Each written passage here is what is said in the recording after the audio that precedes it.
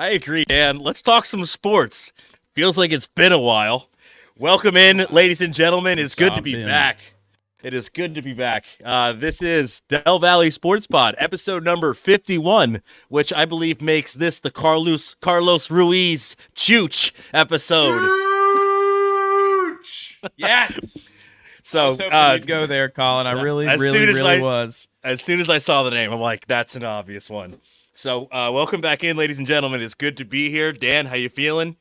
I'm feeling good, man. I'm feeling really good. Settling into a routine once again here. And I got to tell you, maybe I knew this and forgot it and just remember it every year. This time of the year is super, super fun as far as sports go. We have the WNBA championship with it, which has been nails. It has been unbelievable. NHL is starting up, and we have some exciting players to see this year. Some young guns, including our own Michkov, and then October baseball, NFL football. It's been fantastic. Sports have been remarkable. Yeah, I would say October and March are like my two favorite sports months because you have baseball starting back up, hockey and basketball are getting crazy, golf is going like it's almost the Masters, and then you have the NCAA tournament. It's like that early spring and then mid fall, great for sports. And Two, I two, could two quick comments. So one, yes. golf is golf like off or slowed down right now? Is Oh this the yeah, time of the year where golf is kind of like done for a while? golf is irrelevant from September until January, pretty much. They're still playing, but it's a Okay. lot of the non-big name guys, the lower end Corn Ferry guys, and there's a lot of guys playing over in Europe. The European Tour, their main season is right now, but the PGA Tour is not, so they kind of balance that out with that. I won't really be watching golf until January. The only caveat or change to that is when the Ryder Cup or President's Cup happens, which President's Cup was a couple weeks ago. Ryder Cup will be next year in Long Island at Bethpage Black. It'll be electric. Tickets are $800 a piece, so I will not be going. I'm a rider. I'm not going to the riders. No, we're Hey, not.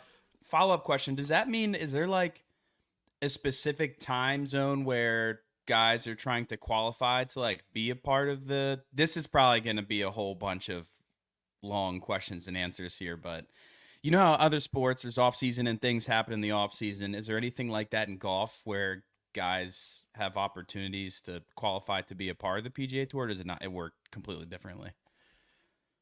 So this starts the fall season, and they've changed up so much with Live. I don't want to get too much into golf. They've changed a lot with Live. They kind of have a separate fall season now, and then it gets into the FedEx Cup season, which is the main portion of golf, and that starts with the Sony Open in Hawaii, and that's Oh, wow. again like the second week of January.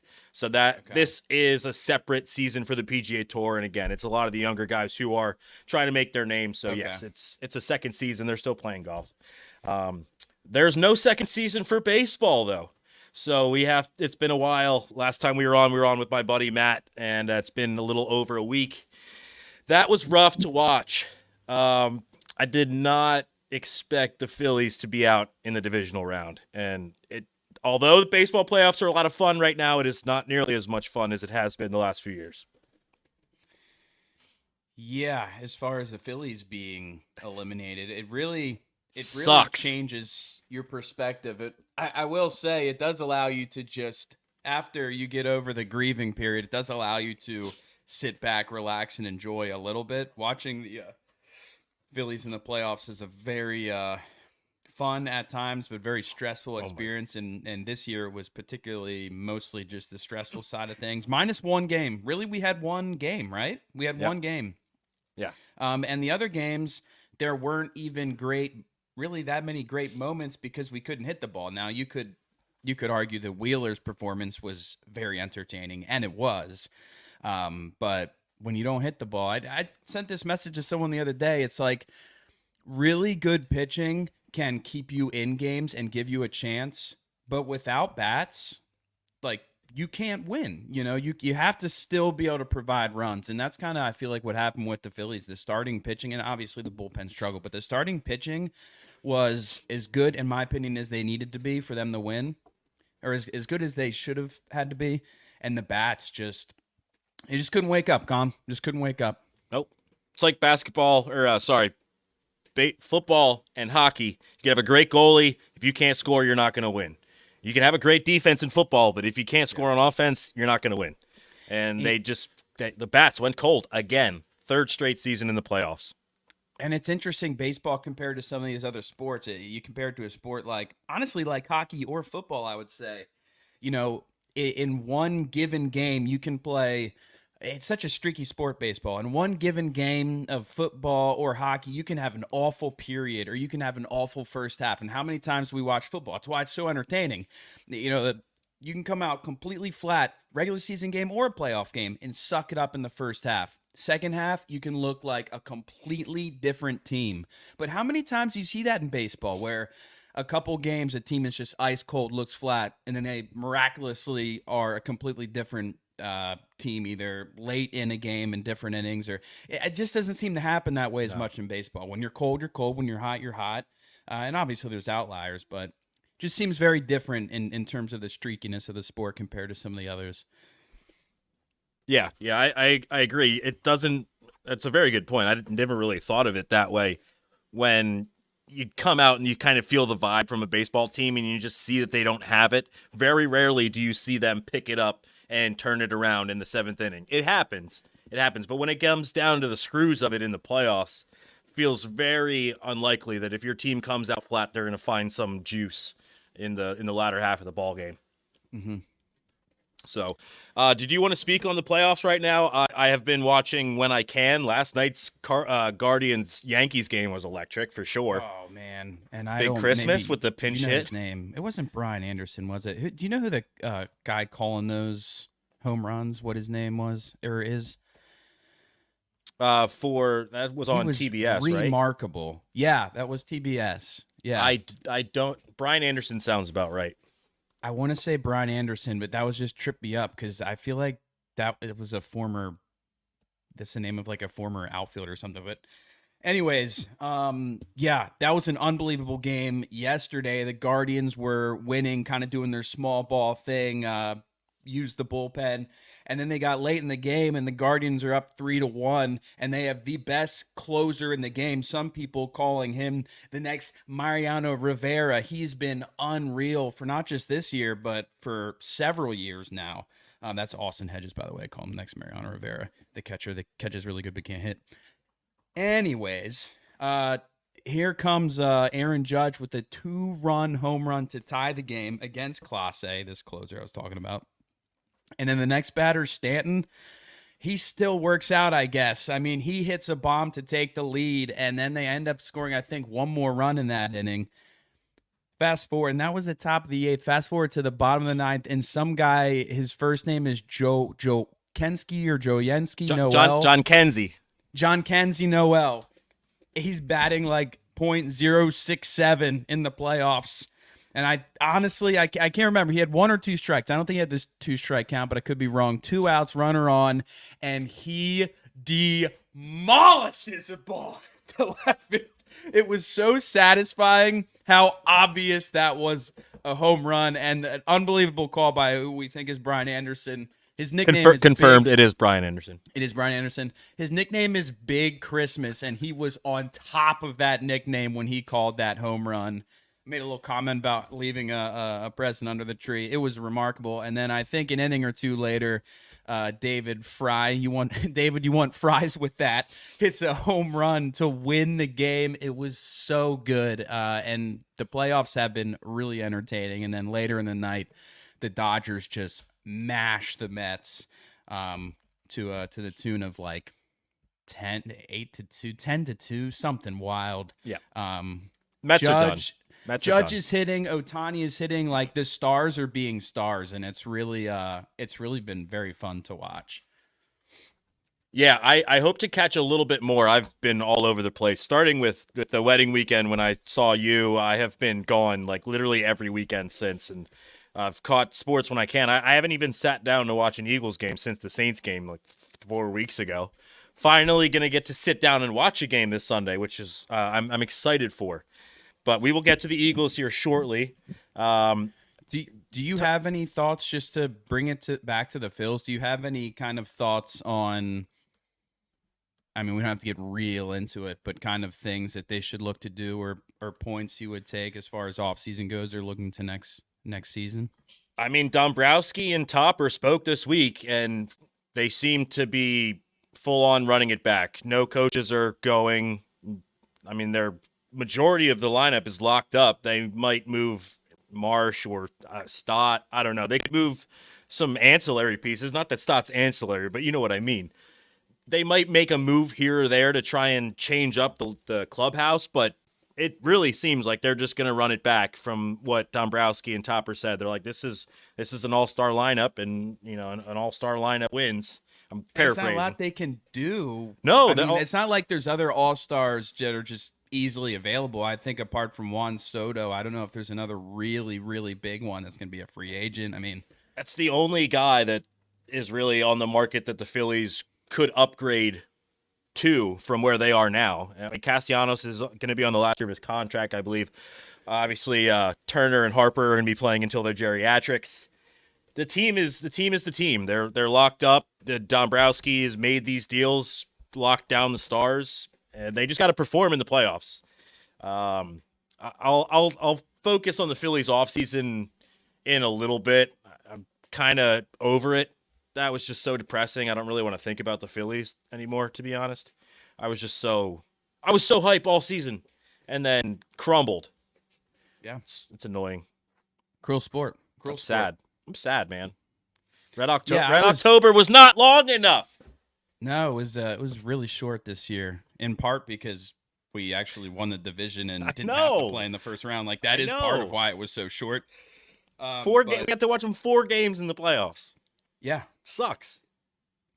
Yeah, I was really, really angry and upset at first, and then I think I texted you the day after they lost and they were finally eliminated. The day after, I just felt like so sad.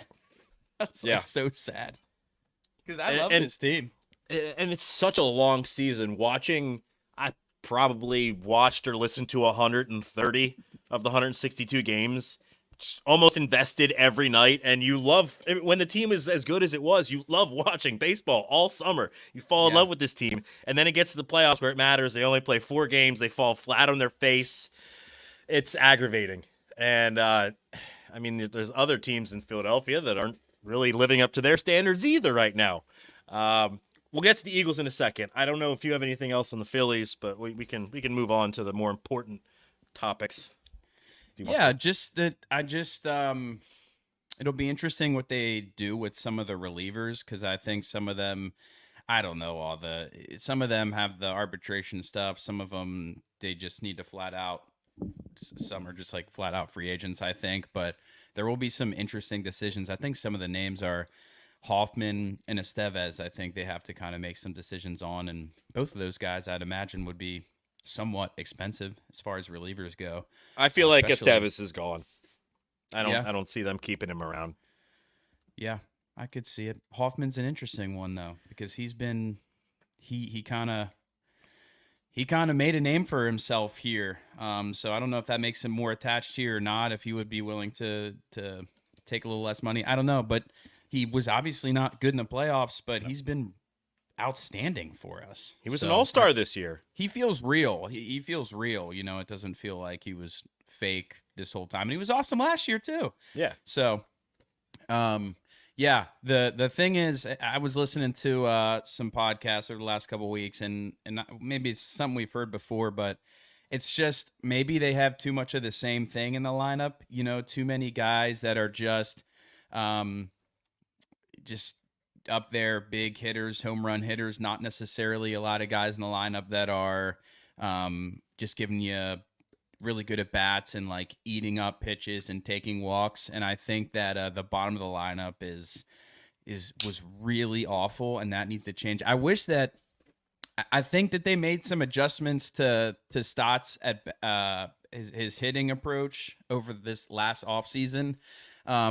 Man, I would love to see that Stott of 2023 come back. I don't know if you remember those at bats, but those at bats where he almost looked like what's his name? Who played for the Marlins, and then this past year the fathers, Luis Arraez. Rise, yeah. He almost looked like the Rise in that he just like fouled off pitches, fouled off pitches, and he just would grind out at bats. I'd love to see some more guys like that in the lineup. I don't know who they are. I don't have specific names yet or anything like that, but they need some more of that in the bottom of the lineup. So then you have both runners on base and maybe a little bit more fatigue in the pitchers.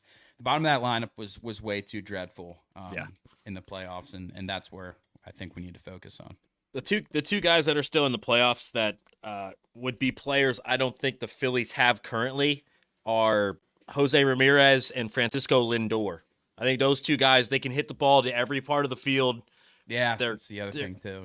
Yeah, we have so many pull hitters spreading the field.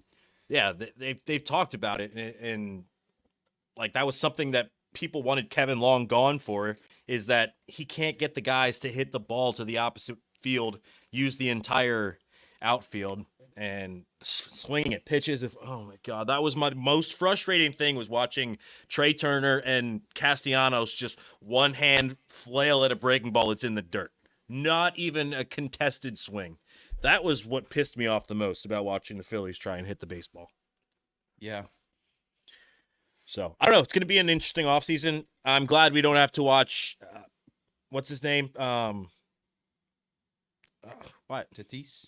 No, our pitcher who sucked forever. And this is bad. No. The starting pitcher who's like number 5, and he was injured all year. Oh, Taijuan Walker? Taijuan Walker.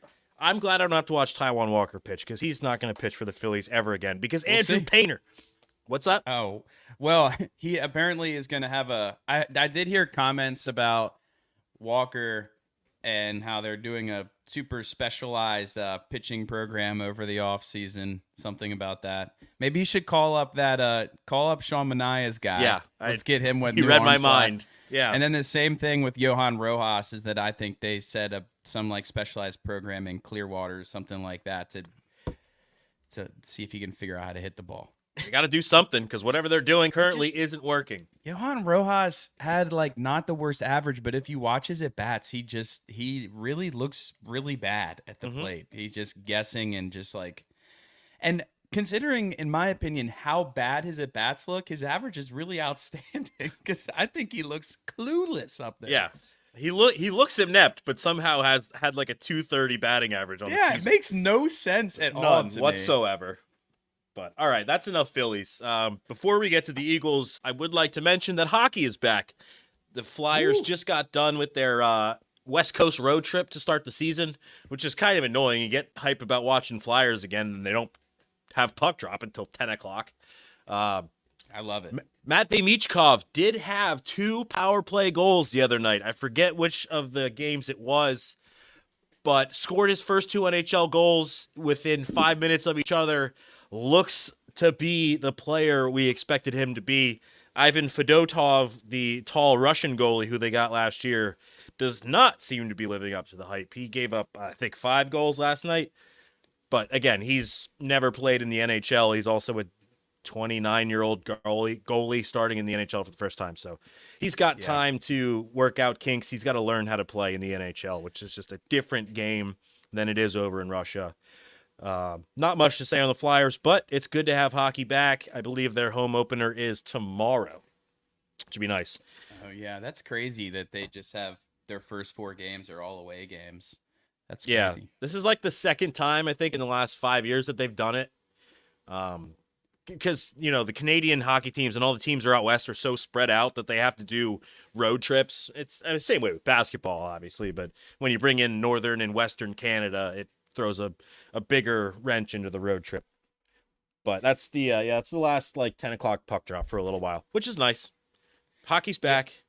And go ahead. Michkov had 2 goals in that game against Edmonton, which they went up the Oilers, 2-0 right, and go on to lose that game, of course, in overtime, 4-3, which sucks. But Michkov's, it was his second goal, I believe, was pretty unbelievable. It seems like, especially on power play, he really likes sitting at that right corner.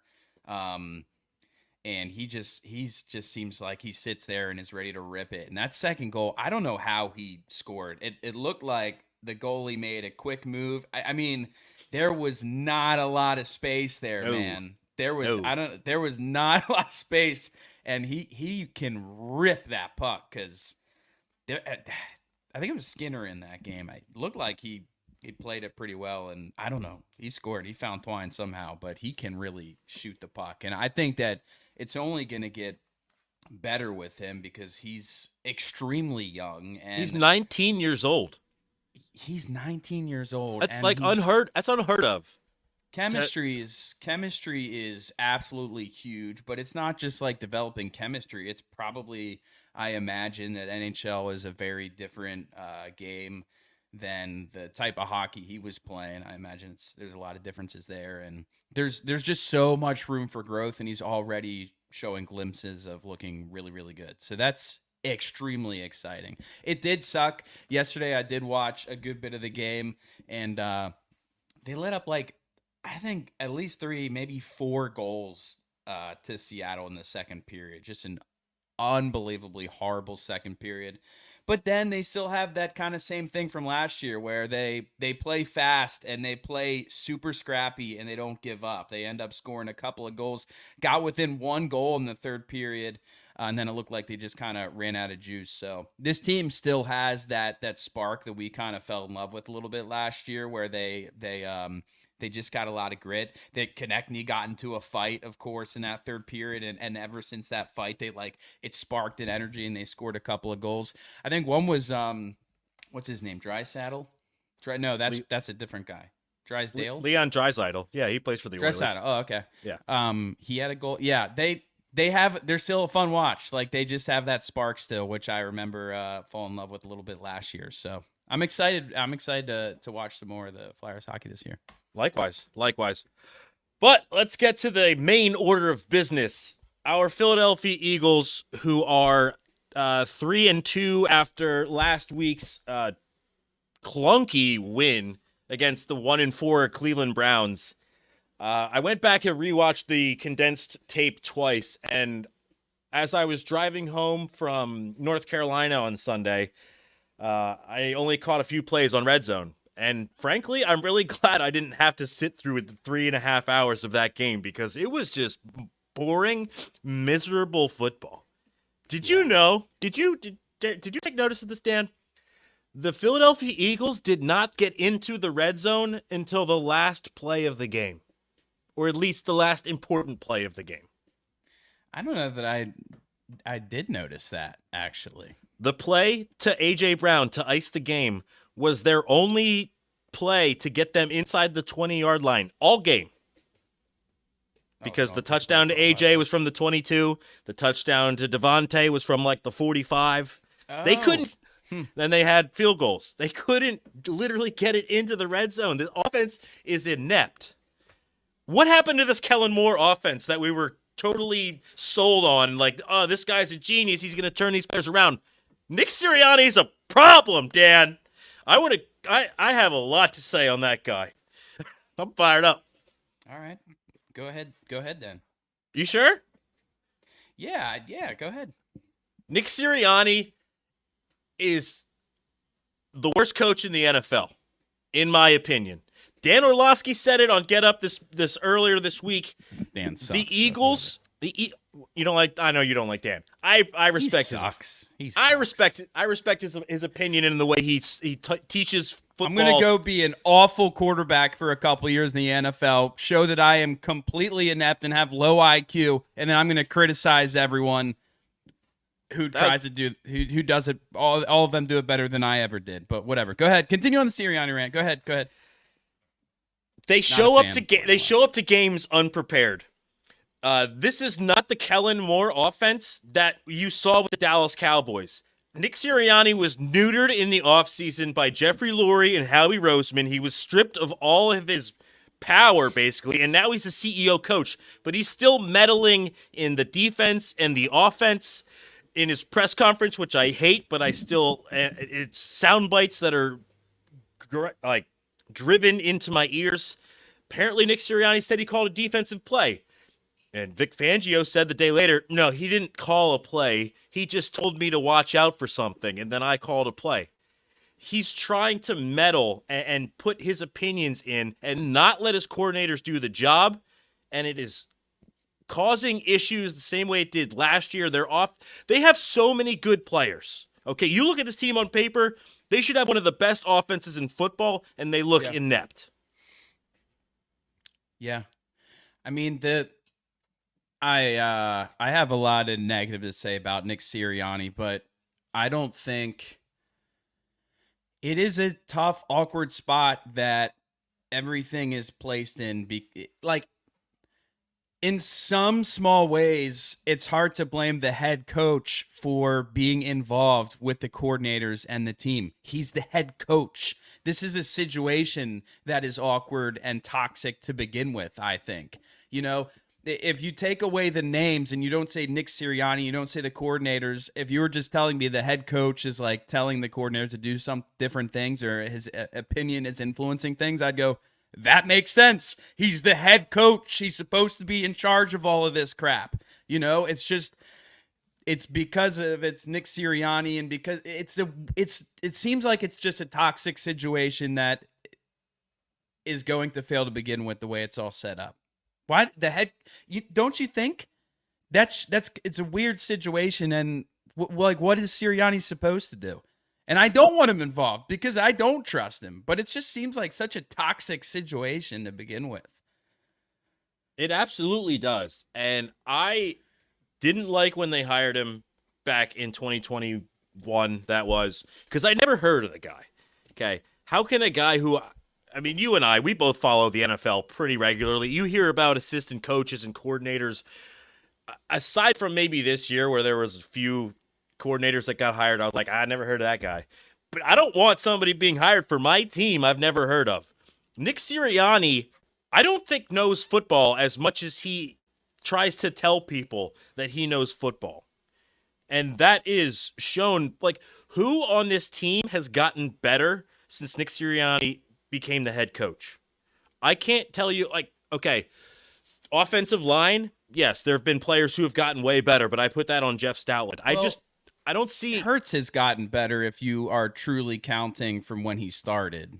Like Hurts from year one is unbelievable, like so much better. Like I would definitely argue that. The year they went to the Super Bowl, Shane Steichen was calling the offense. Nick Sirianni was not, and that was the best year that Jalen Hurts ever had. The last 2 years, he has not even sniffed that level. Yeah. Last season, they were 10-1, but none of it with the turnovers. I feel like the turnovers have been a lot worse since that time. Turnovers. They're the only team in the NFL to not have a point in the first quarter. They have, let's see here, they've played 5 games, right?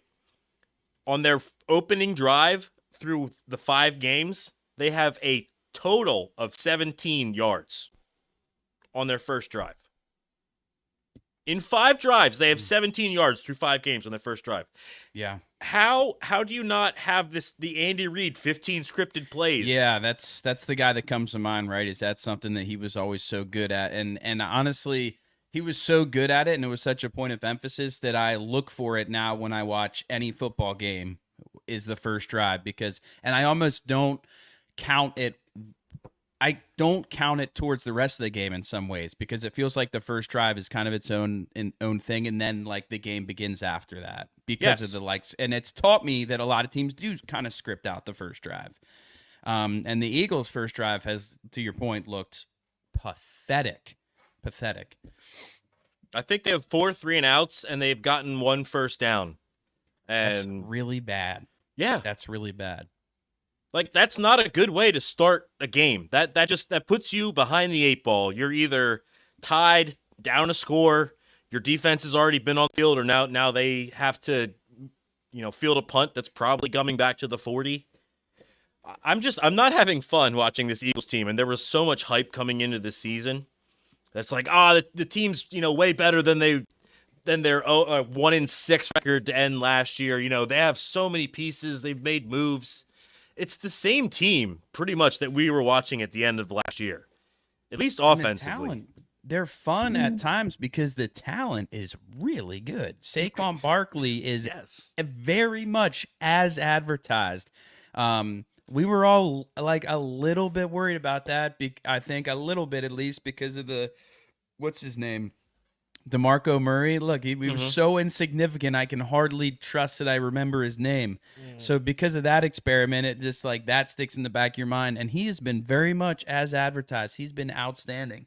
And you know, I think that they get a little bit of a pass. The offense, I think they get a little bit of a pass as far as the Bucks game goes because you know what, man, they didn't have any wide receivers for that game, so we can, in my opinion, a little bit of a pass there. And I thought that was overlooked a little bit. You can't just take away AJ Brown and Smith, who are responsible most games for like all of the receiving yards, and then expect production. But against the Browns, that's a team you've got to get more yards against, score more points against, and obviously a lot more games have happened than just the Bucks game where we've been seeing these patterns. I will say, to my point of AJ Brown being back, AJ Brown looked, I thought, really good. So and good. You just see it, man. You look for it. Like Hurts loves to do that rollout thing. I didn't think he did it a ton against the Browns, but he loves to roll out, and you see it. It's different when AJ Brown and Smith are in there. There's a chemistry there that the other guys don't have. You saw there was like a second or third down play where Hurts rolls out to the right and he's like looking, and they show the route that AJ Brown does, and it's not his true route, but they just have a really good chemistry and a really good understanding of how to do those improvisations to get open and make a play out of like a broken play. And when AJ Brown and Smith are out, that's gone. And Hurts is still likes his little rolling out, and then there's no one else Dotson doesn't got that. No one else has that. So it makes such a big difference because they're really talented, those wide receivers, but also because, and that's a positive thing that they're on the same page. But it's a lot of those like things that aren't scripted. Show me some more like great play calls, some great drawn up plays. And I mean, the play to was it Smith from left to right? He ran like across the field, and then he ended up going all the way basically. Yep. I was gonna talk about that play. Yeah, Man, go ahead. they have such ability, like so much talent and so much ability for these big plays. And then they should be able to set up these big plays with a really strong run game and offensive line. It's just, why is it only happening a couple times a game? Why are they not putting up more points? I don't know. Yeah, they're referring to it as the mesh concept now, where they're having crossing routes on opposite sides towards the middle of the field. You have your pick play, rub route, whatever. Mm-hmm. I've heard people say that the Eagles do that the best out of any team in the NFL. And they've had multiple touchdowns on that this year, whether it be 45-yarders or in the red zone. But we don't, and I know you can't run it every series, but every time they commit to that and they pull it off, it bodes wonders for them. One thing that stuck out to me while watching the game back this afternoon, I don't think Jalen Hurts threw the ball between the numbers more than 3 times the entire game. He also ran right up the middle on draw plays at least 8 times. He ran the ball 14 times and only had 33 yards rushing. He put it in tush push in there for a couple, but yeah, I'm just like, at least 3 or 4. They ran it actually a lot that game. They ran a couple third and fourth down plays. I'm just like, where's the creativity? I didn't get to watch the All 22, and I really want to sit down, watch this game on Sunday, go back and actually watch the All 22, which I haven't gotten to do yet this year. But I just want to see where the route trees are. Like, where are the creative routes? Like, where are they getting their guys in space? And Goddard being out might have been the reason why he didn't throw it in the middle of the field at all. Well, I don't know. I was actually, that might have been the player of the game, Calcaterra. He had a really good game. That's my thumbs up. I know we might gloss over that today. He was my thumbs up of the week. I didn't think he was that kind of guy. Well, he's not. He was a one catch kind of guy, Colin. Dan, here, I did the math on it because I was looking into it. Prior to Sunday, he had 176 yards career in 2+ seasons. He had 67 yards on 4 catches. Yeah, in and one 4 game. targets. Every time he was targeted, he caught the ball. 67 yards on 4 targets for the 67 backup yards tight end. That's pretty darn good. After playing, let me do some math here, 40 games prior, he had 176 yards. I mean, I hope they keep him rolling because Goddard's out this weekend. Jordan Mailata on the IR. I don't know if you saw that. He's out for 4 weeks. So that Did you see the official injury? is something with his hamstring. Okay. Yeah, That's probably better than a knee, I guess. Yeah. Goddard. I mean, I don't know if you saw the video, but Mailata was laboring on crutches after the game. Like, Yeah. no weight. Doesn't. That's why they put him on IR. He obviously is very much injured. But now they have baby powder at the tackles. If you get my reference, because it's Johnson and Johnson, baby. Nice. We got Lane and good. Fred. Lane and Fred on the and outside. Lane. Johnson and That's Johnson. super good there, Colin. That's good Thank you. stuff. Thank you. Johnson and Johnson. Is this the guy that we were watching his Instagram clip over the late off season, and how he hit it off with Stotland? Like Fred Johnson? Yeah, remember Yes. the Instagram clip I sent to you? Was that Yes. Fred Johnson? Yes, it was. Kind of hadn't worked out at other places. Yeah, he's like, Jeff Stoutland saw something in me. Like, I was almost ready to give it up. Wasn't it something to that effect, right? Yeah, and I think he even in the clip was kind of owning up to like I wasn't, I didn't take criticism well because I didn't think that guys actually cared or believed in me. I think it was more of a care thing, and Stoutland like won me over. In terms of like I believe that he cares about me, and it was pretty cool actually. And he was kind of like, I thought I was kind of over it and ready to move on, and then just when I thought it was out, Stoutland pulled me back in. Stoutland, you comes through again. I don't want to see Mailata out, obviously, but Fred Johnson has done pretty well in the times he filled in. I don't know. We need to see more out of this offense. Yeah. The defense was fine. They only gave up 9 points technically because the blocked field goal for a touchdown was not on the defense. So defense played the way they should have. You just should be able to put up more than 20 points against the Cleveland Browns team, who I believe had 3 of their starters out on defense to start the game. And I mean, they're 1-5 for a reason. They're a bad football team. Deshaun Watson is awful. He is so bad. It's so bad. Crazy. It's crazy. The fall from where he was at his peak with the Texans to where he is now, unbelievable, dude. You know what, dude? It's a joke. I can't believe that we haven't seen any Jameis Winston. I mean, obviously the money thing, but like they're giving up on the season by just leaving him in because he's horrendous. He's I think the worst quarterback in football. I would love to look it up right now and see based on like quarterback rating or passer rating, like where he ranks. It's got to be bottom 5. Did you see that? Did you see that back-to-back pass where he sailed it 5 yards over Amari Cooper's head? The very next play, drives it into a ground like a slider that hits in the grass. Yeah. I mean, he's He so stinks. bad. And they only beat that team by 4. I don't have the numbers in front of me, but I heard that they sacked him a ton of times, which has been the theme of the year for them.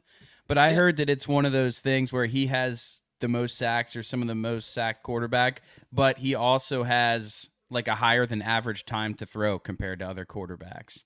So it looks like statistically, it looks like it's one of those things where he gets sacked all the time, but it's because he's not throwing the ball. Yeah, he's not letting go of it. I mean, Jalen Hurts had that problem. Yeah, I was gonna say, been there, done that. More than a few times in different seasons. It's just like won't get rid of the football. Mm-hmm. I don't they're know. a mess over there.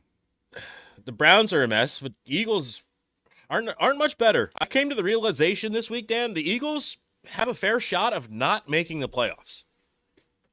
With how good the NFC is, and they've already lost to the Buccaneers, who are looking like a very good team. They lost that tiebreaker. They lost to the Falcons. Again, could be another tiebreaker scenario when it comes to the wild card. The NFC is very good. And even though the Niners are only 3-3, that's totally injury related. Oh, they're gonna only get better. They're The gonna be fine. Falcons are only gonna get better. The Viking, every team in the NFC North is over 500. Yeah. The Vikings, even if they like trend down, they have a good record to work with. Yeah. Yeah, they're 5-0. Yeah. It's them and the Chiefs, the only two undefeated teams left in the NFL. R.I.P. Mercury Morris, but I feel like the champagne is going to be popping sooner rather than later this year. It was interesting that Cooper DeJean, the two rookie cornerbacks out there for the majority of the game, which punt is returner, huh? pretty fun. Yeah, I have to say why to that. Is Covey hurt? Covey is hurt. Yeah, he's on the IR. Okay. Guy plays one game at wide receiver and he gets hurt. He was getting, I don't know when he got hurt, but he was getting lit up out there. He was doing his best Devontae Smith impersonation when it came to being tackled, man. But, yeah. I think he got hurt in the Bucks game, if I remember correctly. For obvious reasons, that's the one I didn't really get to watch. Really? Why? For those of you that don't know, the Bucks game was the same day as Dan's wedding, so he did not watch any football, and I had to fill him in on the trek that I had to watch on the way out to Pittsburgh that day. That was not fun. I'm glad you didn't have to sit through that game because it was bad. Yeah. Covey is on IR with a shoulder injury. Okay. This was 3 weeks ago. He'll be out probably 6 to 7 weeks. Okay. So won't be seeing him for Coop. a while. So Coop, you're up. All right, Coop. I mean, he did pretty well as a guy who probably doesn't return punts or hasn't very much. Thought he looked great in coverage. He did. Maddox had looked pretty bad this year. So if Coop just looks decent, he's I think gonna have the job. I mean, I thought he looked really good actually. He got lost on a couple of plays in coverage, but overall, for a rookie nickel corner, I mean, you can't ask a lot. He looks pretty good.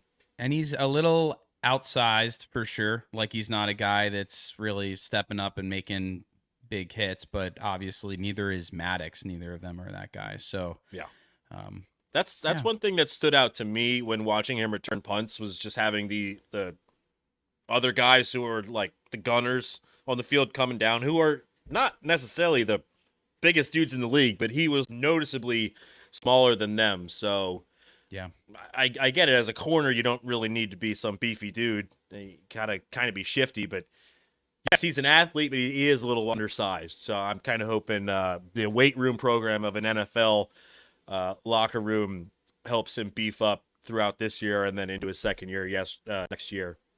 But early returns are good.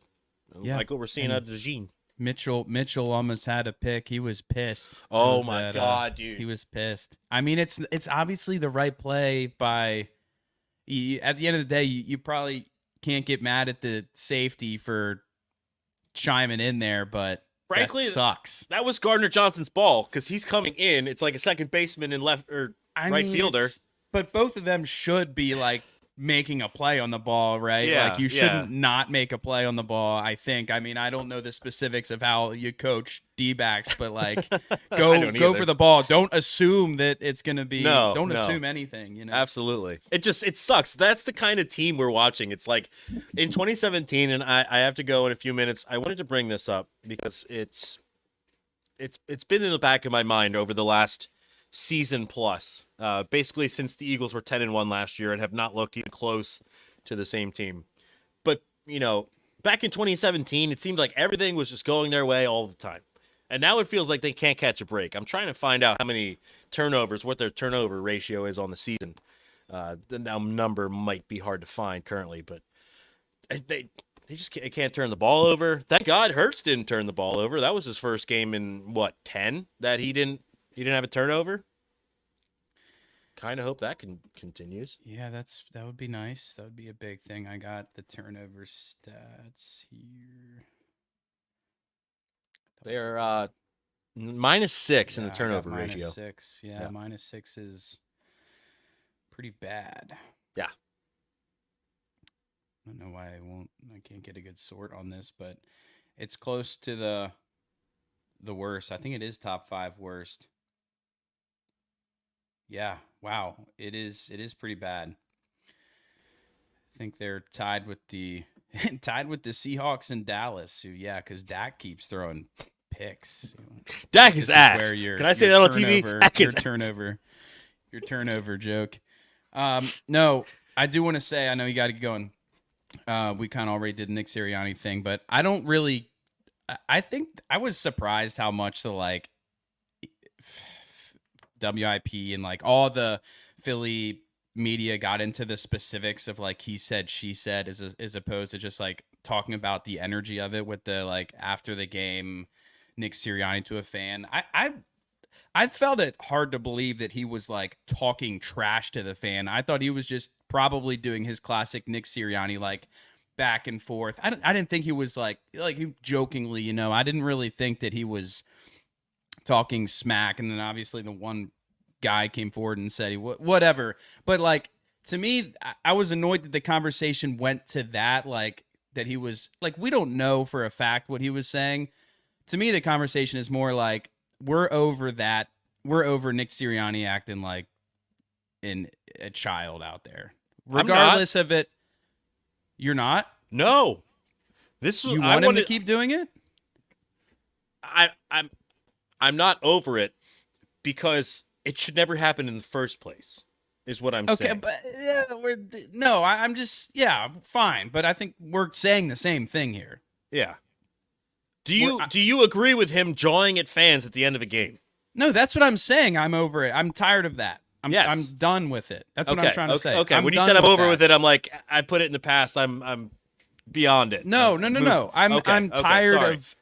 I just hate that the conversation was like got to he said, she said. Like, no, just whether it's positive or negative, I just focus on what you're not doing a great job right now. Yeah, we won this. How about you focus? And I almost thought to the point of, I feel like this team a little bit, we're having a little bit of a harder time connecting with. I don't know if we get the same sense of with teams we've had in the past where it's like this team, this is a team we're proud of. This team like represents us well, and we can like really, and this team like there's a mutual love and appreciation back and forth. This team feels like a team that is coached by Nick Sirianni a little bit, which obviously makes sense. And I don't know that I'm buying and like really connecting with this team in the same way that I have with other teams in the past. Not just because of like their play hasn't been as good, but just like their energy doesn't feel as contagious. And I wonder if that would change if we had a different coach. That is what I was trying to say earlier about. That's what Nick Sirianni's job is to do, is to be the main conductor of the vibe of the team, the morale. Like that is his job, is to get the team motivated, locked in, ready to play each week, have that mindset of be ready to play. And he's worried about fans jawing at him. Have you ever seen any coach jaw at his own fans during a game? I can't think of one. I can't. Yeah. Again, positive or negative. Just like talk with your actions on the field. Talk with like the gameplay on the field, and that'll spark everything. Like it's like why if you're a restaurant, any part of you focused on that right now? Because his mind is not where it should be. If you're a restaurant manager and your customers are bitching up a storm, you don't bring out a fantastic dish and be like, see, we can do it right. Or in my job, if the members are bitching that the golf course isn't good, and then we have a great week, be like, see, yeah, look, we're good at our job. You're wrong. We as fans are the customers. The customer is always right. Whether or not that's true is a different story. But you don't go yelling at the people who are there for your product, especially in the NFL when you have so much in front of you to focus on and you're worried about the people behind you. That just means his head is not in the right place.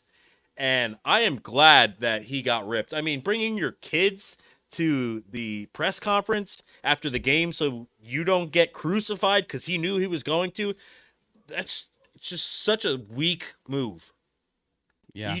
See, I don't like that kind of stuff, that stuff, because like I don't know that for a fact, and to me, that's like I'm again, like I'm the reading he tea said, she leaves, and said stuff. that's my opinion. Again, this is But all. what I can tell you that is objectively facts is that I don't like him focusing on it's really hard to win in it's really hard. Yeah, it is hard to win in this league. But you know what? I would much rather go, yeah, we won today, but we got to get together, like we got to do better than this. Yes. I don't like hearing you say, yeah, it's really hard to win in this league. It's really hard to win in this league. This was an unacceptable game that you played, and you're fortunate to win this game. But you won 20-16 against the worst quarterback we've seen in a long, long, long time. So that's more the stuff that I'm concerned with, just because, yeah, I don't know. The other stuff I'm just not as interested in. But I'm tired of his energy, and I guess what I'm saying is I think it is very clearly like trickling down to the players and the team. And just like the spirit of this team, and I want to get like a hard-nosed coach in there as soon as possible. I want to see Bill Parcells in there, rip snorting. Bill Parcells. I don't know if I can do Bill Parcells, but somebody who's gonna. Dan Campbell, damn it! I want Dan Campbell as our head coach. Oh, I would. How about Mike Vrabel's out there? How about Vrabel? I mean, how about that? He's not an offensive guy, but I think he's better than Sirianni. I remember this very We have vividly. offensive coordinator though. We just said that we like the offensive That's coordinator. True. We don't true. like the culture. We don't That's like true. the culture. Vrabel is a culture guy. We know that. This popped up on Red Zone during the late window on Sunday, and again, that was all I was able to really watch driving for 8 hours.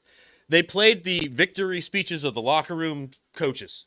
Okay, Dan Campbell was on there. He's like, I've never seen a locker room more tight-knit than you guys are right now. Like, I mean, he was in it. Everybody's like, yeah, they want to run through a brick wall. And then Sirianni's like, guys, we won. Like, I know it wasn't easy out there today, but we won.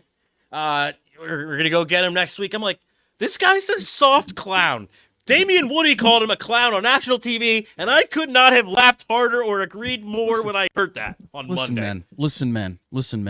I'm going to pump you up, and I'm going to hype you up more than anybody else. But I am also going to be in the trenches with you. And I'm not going to sugarcoat this crap, all right, man? All right, man, I love you, man. But you better bust your ass out there, man. And I'll love you for it, and I'll be there with you for it, and I will hype you up. But you better bust your ass, man. All right, man?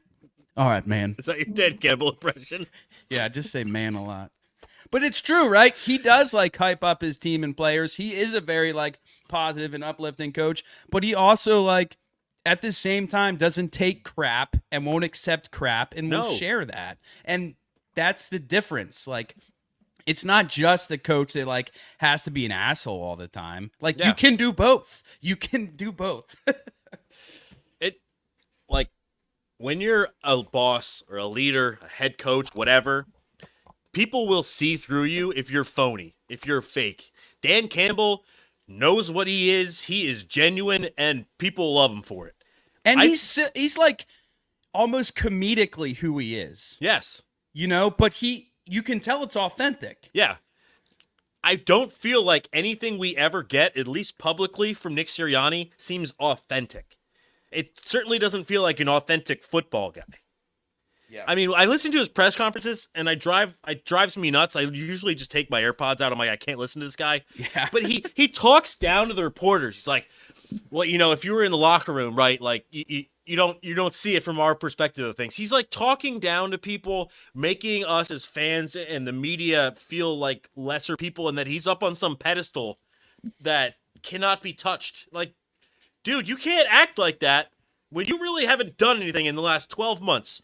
The Eagles have not won by more than one score since this week last year against the Dolphins, where they won 34-17. Since then, they have either won by less than one score or lost. That is not a championship football team. And I have these stats in front of me, and I want to bring these up before we get out of here, which it has to be soon. I'm going to throw some numbers out here for you, Dan. All right, I'm fired up today. Tell me what you think of these numbers. 34-7. These are all scores. 34-7, 28-23, 34-24, 33-10, 51-23, 37-9, 31-3. That is the latter half of the 9-game win streak that the Eagles went on in 2017 when they went to the Super Bowl. By my count, 5 of 7 wins there that I just rattled off were by more than one score. Some were by 20, 30 points. I haven't seen the Eagles put up numbers like that on both sides of the football. That's what it is. That's what it is. That is what a championship team is. You're Yeah. playing complementary, hard-nosed, good football on both sides. Skilled. Yeah, that's what it is. And you're not turning it over. That's that's the third hidden thing there, right? Yes. I think their turnover ratio was like plus 12 or something that season. It might have even been higher. We score, defense makes a stop, so we're always defense makes good stops, and we don't turn it over, so we are always in a good field position. Yeah, one side can complement the other side so well, and it can really like have this domino effect. But we haven't seen that in a while. Yeah, that's the beauty of football as opposed to other sports, hockey, basketball, baseball. What you do on one side of the ball, baseball maybe, but it's a mentality thing. Like, you're up 4 runs. It doesn't really change your physical readiness to play. But if your offense is trudging down the field for 10 minutes and then your defense gets a stop, I mean, you're just helping. It's a symbiotic relationship. On both sides of the football, synergy, I don't see it, man. It's frustrating. I don't know. I want a big win. I want them to win by 14 points. I don't know if it's beginning to get to a point where it feels like it's getting very close to a fractured relationship with Nick Sirianni. I mean, as fans, as like a fan base. Yeah. I was going to say, did you mean players between coach and player or coach and fan? Yeah. It feels like it's getting dangerously close to like it's becoming toxic. A Gabe Kapler situation in the sense that it is very close to a point where we just don't care anymore simply because we cannot stand behind this coach. It's really, really close to that, which is pretty scary because we're like pretty early into the season still. We're a couple bad quotes away from that, though, I would argue. I've texted, and even if the team starts playing better, that's not going to magically fix that. Like I still think we'd be close to that. Yeah, I've had multiple people reach out to me and be like, "What is wrong with the Eagles? What is their coach doing?" Like, these are fans of other teams that are not Eagles fans. They're like, the Eagles would be a way better team without Nick Sirianni, and he is a detriment to the talent and the mindset that this team needs. And I could not agree more. That's from people who are not watching this team week in and week out. And we see the details week in and week out. I don't know if there's enough of a sample. There's probably not enough of a sample size. No, there's not. I was going to say if the Eagles would be a team that would fire their head coach in the middle of the year, but there's really... you would say no. That's not something they've really... It hasn't happened in the Lori. Well, no, they fired Chip Kelly in week 14? Did they? Yeah, but that's because they were already out of it, way downhill, and they were like, "Sayonara, see you later." The Eagles aren't out of it. We had this conversation before. I apologize if we have, because I had this conversation with my dad, and I think I may have brought on the pod before about how like this could be this whole Sirianni thing and hiring coaches like Sirianni is just us still being kind of haunted from the Chip Kelly experience because they were so haunted by what happened with Chip Kelly and how he derailed everything that they will never hire a coach that's even close to like asking for that level, not even that level of authority, but even close to asking for any kind of authority because of how poorly that went. Yeah. Like, are they going to hire Vrabel or Belichick? They would never hire. That would insinuate that they would never hire a coach like Bill Belichick. Mark my words. They wouldn't even consider it. Mark my words. The Eagles are not making the playoffs this year, and they will hire Bill Belichick next year. I'm saying it right now on October 18th at 6 p.m. Bill Belichick will be the head coach of the Philadelphia Eagles next year. Do you agree with that, though, that's maybe the reason why they've hired like a Doug Peterson and like a... Yes. Yeah. Absolutely. From the Chip Kelly era. Yeah. Lurie and Roseman kind of tucked tail a little bit after having that blow up in their face. They're like, we're not going to make that mistake again, and it's not working out. I mean, Dougie P won us a Super Bowl. We're always going to love him. That's the thing. Yeah, and that's the other thing too that maybe compounded it is we went this way and it worked. And it worked, yes. And it was fool's gold.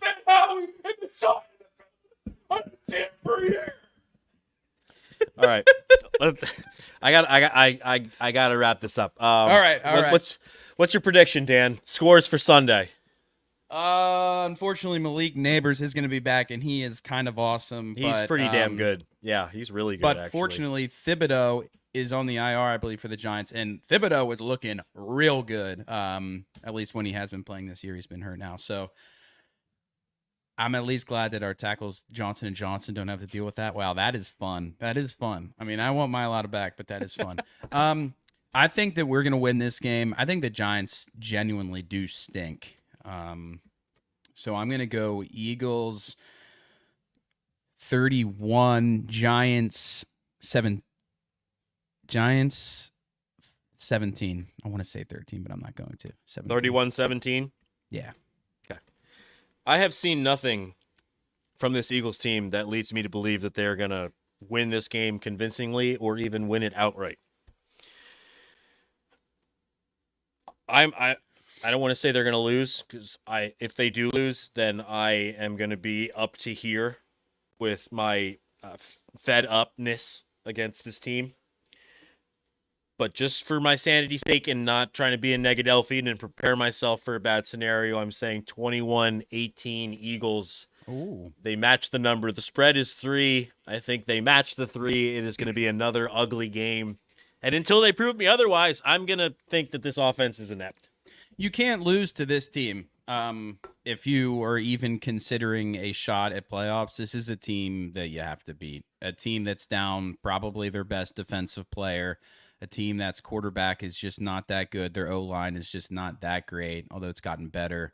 And I don't know if Singletary's back. He's been out. So their running back, that Tracy guy, is basically a receiver. He's really not even a running back from what I've heard and seen.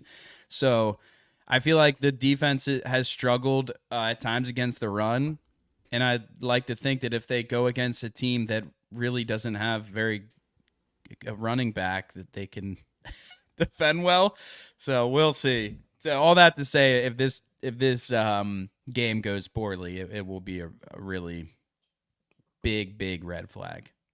Yeah, if they lose to the Giants in week 6 and they go 3-3, I think we can light the ships on fire as far as getting them to the playoffs. Should we pick up Boston Scott just for this game real quick? No. No? Okay. No, feed Saquon. This is the Saquon game. No, I'm just saying, I know the giant killer. No, I was going to say touchdowns. that. This is definitely like hit Saquon anytime touchdown like pretty hard this anytime weekend, touchdown, right? whatever his rushing yards over is, slam it. Whatever his total yardage is. Well, I would definitely do the touchdown because the one thing about Nick is he very clearly has a big ego, and if any coach is going to be like, "Oh, I want to rub it in their faces," or "I want my player to get hyped up," and he's going to feed Saquon's going to get a lot of chances, I think, to get a touchdown. Yeah, that's childish mentality. Look what I can do. Childish mentality. Let's at least make money off of it. Hey, that's fine. Yeah. If we can turn it into a touch the 3 tutties, maybe. Just throw a little on the 3 tutties for 3 Saquon. tutties. Wow. Just a little sprinkle. Just a sprinkle. A little sprinkle. Let's play off that ego. At least we can win some money off of it. Well, on that absurd note, I'll throw a quarter on it. Screw it. Yeah, screw it. This has been fun. I'm glad we're back in the lab again, Dan. We'll be running it back on Monday. I have plans at the end of the week. My sister's getting married. It's gonna be fun. Wow. Yeah. All right. Yeah, my sister's getting married. Shout out Casey if you're listening, and shout out the rest of my family because I'll see you next week. So go down to Florida. So we'll be doing our podcast Monday, day after. It's gonna be fun. All 22 won't be out, but we'll be able to at least live react day after, which will be nice. True. Yeah, I'm all talked out. I was kind of fired up today, but it's good. This Eagles team is pissing me off. That we are, Dan. Any words of wisdom for the people on the way out, or you just ready for some football? Yeah, just don't remember to don't sweat the petty things, and don't pet the sweaty things either.